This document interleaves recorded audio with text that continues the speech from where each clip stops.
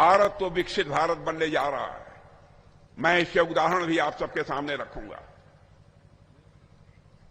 लेकिन मैं दावे के साथ कह सकता हूं इस बात को भी, भारत विकसित भारत तभी बनेगा जबकि हमारा बिहार भी विकसित बिहार बनेगा।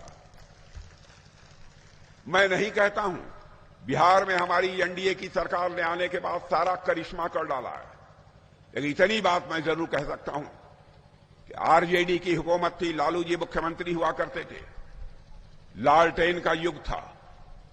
उस युग से हमारे एनडीए की सरकार ने बिहार को बाहर निकालने में कामयाबी हासिल की है, यह बात तो मैं कह ही सकता हूं।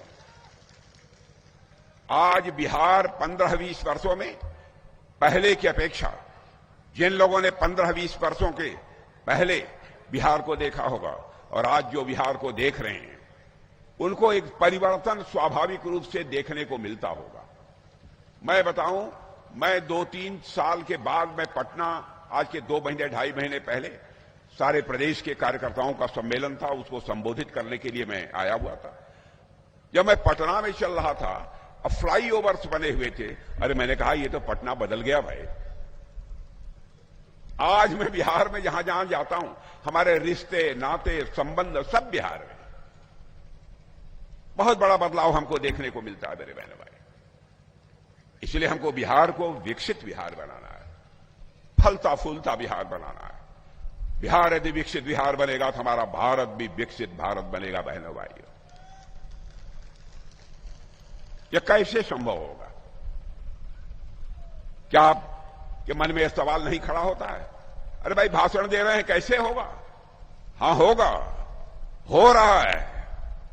मैं एक उदाहरण रखना चाहता हूं और अपने प्रेस के दोस्तों को कहना चाहता हूं, यहां के पढ़े लिखे जागरूक नागरिकों को भी कहना चाहता हूं, हमारी कोई बात गलत हो, सार्वजनिक रूप से स्टेटमेंट देकर मेरी आलोचना कर दीजिएगा, मैं उसका स्वागत करूंगा। बहनों भाइयों, 2014 में मोदी जी के नेतृत्व में जब हमारी सरकार बनी, तो धन दौलत के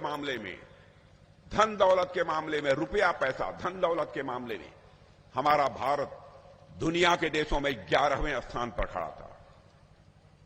आज आपको जानकर खुशी होगी, 1.5 साल पहले ही हमारा भारत, जो धन दौलत के मामले में दुनिया के देशों में 11वें स्थान पर खड़ा था, वह जंप लेकर आज 4थे स्थान पर पहुंच चुका है।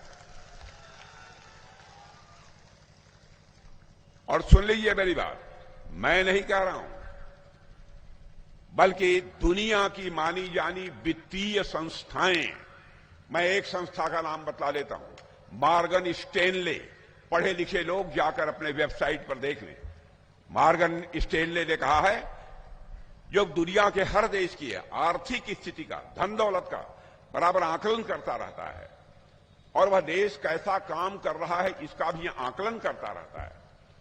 उस मॉर्गन स्टैनले जैसी फाइनेंशियल फर्म ने कहा है कि भारत ऐसे ही आगे बढ़ता रहा, अब वह दिन दूर नहीं है, 1.5 साल के अंदर धन दौलत के मामले में यह भारत दुनिया के देशों में 3रे स्थान पर आकर खड़ा हो जाएगा।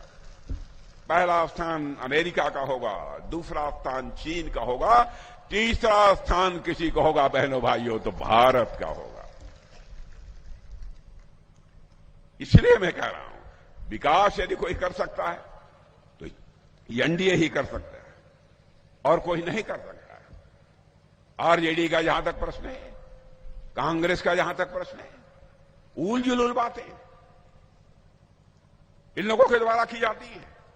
जाति, पंथ और मजहब के नाम पर समाज की समरसता को, समाज के भाईचारे को तार तार करके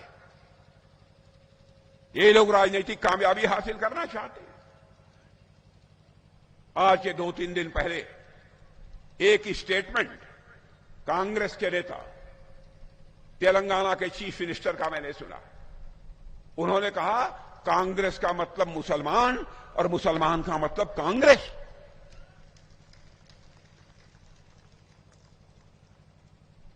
बहनों भाइयों, हिंदू हो, मुसलमान हो, ईसाई हो, कोई भी हो, जो भी भारत में रहता है सभी भारत के नागरिक हैं, सभी एक दूसरे के भाई भाई हैं। मैंने अपने राजनीतिक जीवन में कभी भेदभाव नहीं किया। लेकिन यहां कांग्रेस का मतलब मुसलमान और मुसलमान का मतलब कांग्रेस। राजनीति को किस हद तक नीचे ले जाना चाहते हैं। तेलंगाना के मुख्यमंत्री को शायद इस बात की जानकारी नहीं है। भारत अकेला दुनिया का एक ऐसा देश है जहां के रहने वाले ऋषियों और मनीषियों ने भारत की सीमा में रहने वाले लोगों को ही अपने परिवार का सदस्य नहीं माना है, बल्कि पूरे विश्व की धरा पर रहने वाले लोगों को अपने परिवार का सदस्य मानते हुए वसुधैव कुटुंबकम का संदेश सारे विश्व को दुनिया के किसी देश की धरती से गया है तो हमारे और आपके देश की धरती या भारत से गया है। मेरे बहनों भाई, पूरा विश्व ही हमारा परिवार है। वह भारतीय जनता पार्टी, वह एनडीए कैसे जाति, पंथ और मजहब के आधार पर एक दूसरे से भेदभाव कर सकती है। अरे हम तो इतने दयालु हैं कि हमारी घर की माताएं बहनें यदि घर की रसोई में आटा गूंथती रहती है रोटी बनाने के लिए, बगल से यदि चींटी भी गुजर जाती है, चींटी को पैर से दबाकर मारती नहीं है, बल्कि थाली का आटा निकालकर उस चींटी के भी दीर्घजीवी होने की कामना करते हुए उसके सामने डाल देती है। सब तो सब छोड़ो, भारत कैसा भारत है जिस काले सर्प के काट लेने के बाद मरने की पक्की गारंटी होती है। उस काले सर्प को भी नाग पंचमी के दिन दूध पिलाकर, शुद्ध दूध पिलाकर दीर्घजीवी होने की कामना यदि कोई करता है तो भारत करता है। बहने भाई, हम भारतवासी जाति, पंथ और मजहब के आधार पर भेदभाव नहीं करते।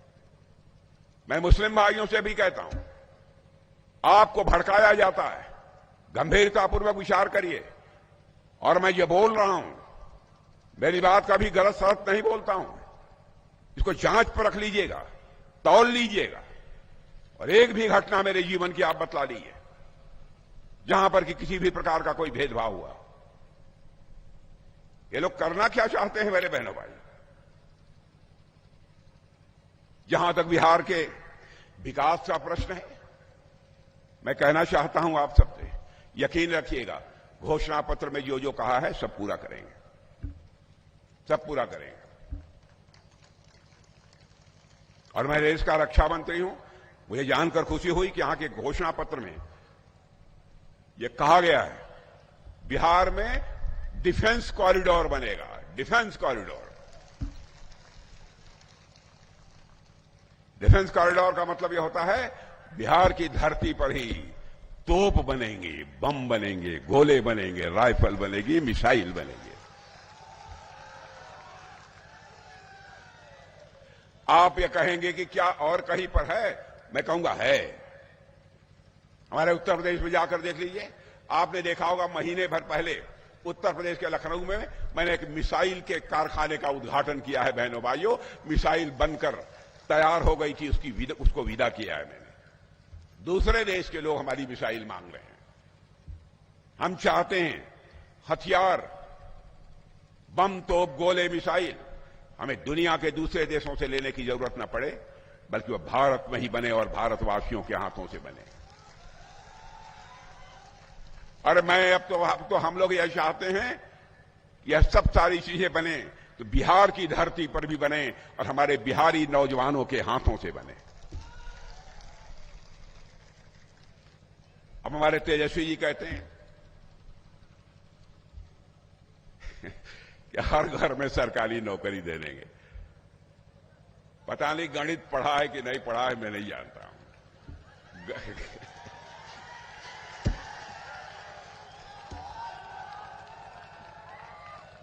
बहन भाइयों, गणित मैंने पढ़ी है, मैथमेटिक्स। क्या बतलाऊं? कभी मिलेंगे तो मैं कहूंगा यार पढ़ लो थोड़ा।